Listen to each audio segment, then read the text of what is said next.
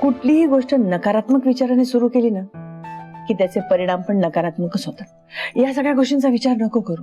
आपल्याला माहितीये ना मणी खूप हर्ट झालाय, खूप टेन्शन मध्ये आहे आणि साहजिक आहे ना। कुठला माणूस आनंदात राहील जेव्हा त्याला हे कळेल की त्याच्या बायकोच्या होणाऱ्या मुलाचा बाप भलताच कोणतरी आहे।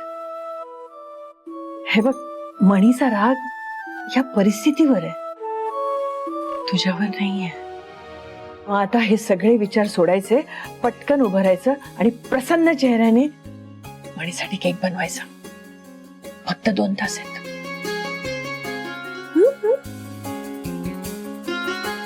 मी बनवते मणी सरांसाठी लगेच केक।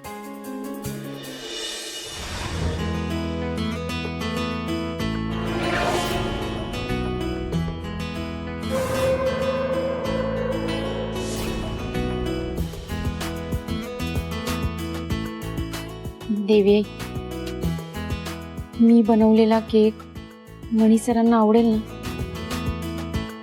आमच्यातले सगळे गैरसमज दूर होतील ना? स्वानंदी, मी दुष्यंत, घाबरू नकोस, शांत हो। अगं काही नाही, मी इथे आलो होतो किचन मध्ये, तू मला अशी एवढ्या रात्री एकटी दिसलीस म्हणून मला घाबरायला झालं। एकतर कालच तू हे असं स्वतःच्या जीवाचं, तू तसं काही करत नाहीयेस ना? नाही। Thank God. पण मग तू आत्ता यावेळी किचन मध्ये, तुला भूक लागली आहे का? तुला काही हवंय? म्हणजे बघ, तुला चालणार असेल तर मी तुला मदत करू शकतो। काय तिथे अमेरिकेमध्ये ना, मी स्वतःचं जेवण स्वतः बनवायचो, त्यामुळे मला सवय आहे। हे काय करतेस तू? केक बनवतेस का? तुम्हाला काय करायचंय? मी काही करेन, तुम्ही जा, आपलं काम करा। ओके ठीक आहे, तू चिडू नकोस। तुला सांगायचं नसेल तर नको सांगू। मी फक्त पाणी गरम करायला आलो होतो। काय मला रात्री गरम पाणी लागतं ना, मी घेऊ ते भांडं?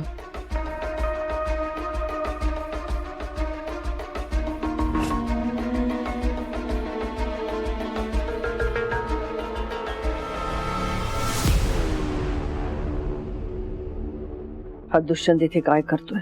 स्वानंदी किती अवघडून उभी आहे।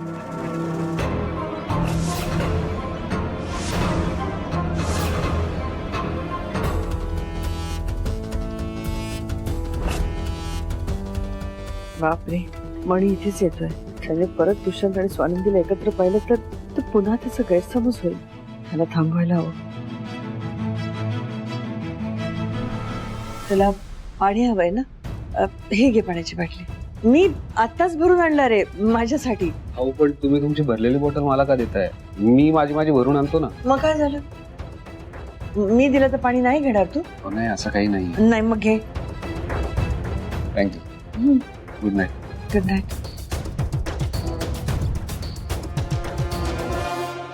मला तुझ्याशी थोडं बोलायचं आहे। काय, जेव्हा मला बाळाची न्यूज कळाली तेव्हा मला फार गिल्टी वाटलं ग। म्हणजे जेव्हा तुला आणि बाळाला सर्वात जास्त गरज होती माझी, तेव्हा मी इथे नव्हतो। आणि आय नो, प्रेग्नन्सीमध्ये खूप गोष्टी असतात, सोनोग्राफी असते, डॉक्टरकडे व्हिजिटला जावं लागतं सारखं, आणि या सगळ्यातच कुठेही मी नव्हतो।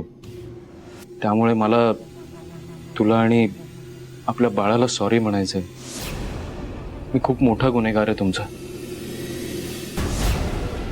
पण स्वानंदी, तुला हरकत नसेल तर मला या प्रवासाबद्दल जाणून घ्यायला आवडेल। दुष्यंत अजूनही स्वानंदी जवळ आहे? म्हणजे न्यूज कळाली तेव्हा तुला काय वाटलं? तुला काही त्रास होत नव्हता ना? मला हे सगळं जाणून घ्यायला आवडेल। ठीक आहे, तुला काही सांगायचं नसेल तर इट्स ओके। दुष्यंत,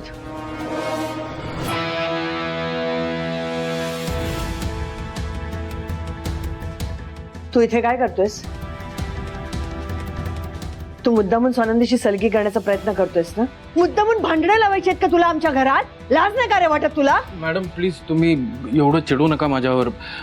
हे बघा, तुमचा काहीतरी गैरसमज होतोय।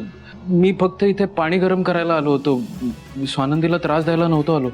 मी फक्त तिला विचारत होतो की प्रेग्नन्सीमध्ये तिला काही त्रास होत नव्हता ना, कारण हे सगळं कळलं तेव्हा मी इथे नव्हतो, US मध्ये होतो. आणि मॅडम मला माहिती आहे तुम्ही सगळे चिडलात माझ्यावर, मणी पण चिडलाय आणि मी तुमच्या सगळ्यांचा राग समजू शकतो, पण मी खरंच तुम्हाला त्रास द्यायला इथे आलो नव्हतो. आणि तुम्ही फक्त एकदा माझ्या बाजूने विचार करून बघा, माझं काय चुकलंय सांगा ना. मी बाळाची जबाबदारी घ्यायला US वरून इथं आलो, ही चूक झाली का माझी? मला खरंच कोणाला त्रास द्यायचा नव्हता. मणी जसा तुमचा मुलगा आहे तसा मी या होणाऱ्या बाळाचा बाप आहे मॅडम. तुम्हाला सगळ्यांना त्रास झाल्याबद्दल आय एम रिअली सॉरी, खरंच सॉरी.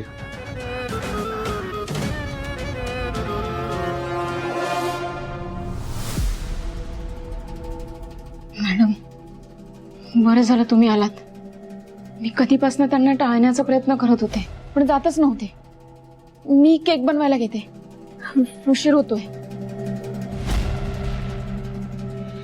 नीलमच्या उपोषणाच्या धमकीपुढे मी नांगी टाकली आणि त्यांना हे सांगून बसलोय की मी तुम्हाला माझं नाव आणि तुमचा हक्क देईन म्हणून. काय करू आता? हे सगळं कसं टाळता येईल? वा, मणीच्या जन्मदिवशी तुम्ही आमच्या मृत्यूचे आदेश देणार आहात. तुम्हाला असंच वागायचं होतं तर त्या खुराड्यातनं कशाला आणलं आम्हाला घरात? आम्ही मजेत होतो तिकडे. निदान कोणी अपमान तरी करत नव्हता आमचा. शालिनी, तुम्ही ओव्हर रिॲक्ट करताय, जरा समजून घ्या. तुम्ही समजून घ्या आम्हाला. उद्या तुम्ही नीलम आणि मणीला स्वतःचं नाव दिलं तर आमचं भविष्य काय राहणार आहे? संचिता ती प्रेग्नंट आहे, तिच्या पोटात आपल्या घराण्याचा वंश वाढतोय. तुमच्या अशा वागण्याने आमचं अस्तित्व संपून जाईल आणि वरतून बदनामी होईल ते वेगळंच. अहो, मी काय म्हणतोय जरा ऐकून तरी घ्या. नाही, आजपर्यंत मी खूप ऐकलं तुमचं, आता तुम्ही ऐका माझं. अहो, काय स्वप्न बघितले होते तुम्ही? दिल्लीला जाऊन मंत्री होणार, अजून 15-20 वर्ष खासदार म्हणून राहायचं होतं तुम्हाला. तुमच्या अशा वागण्याने सगळी स्वप्न धुळीच मिळाली. तुम्ही माझ्या समोर बोलताय ह्याचं भान ठेवा जरा शालिनी.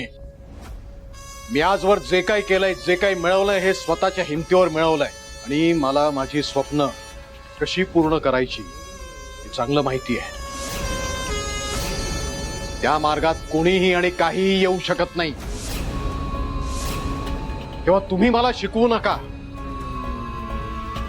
मला तुमच्या सल्ल्याची पण गरज नाहीये.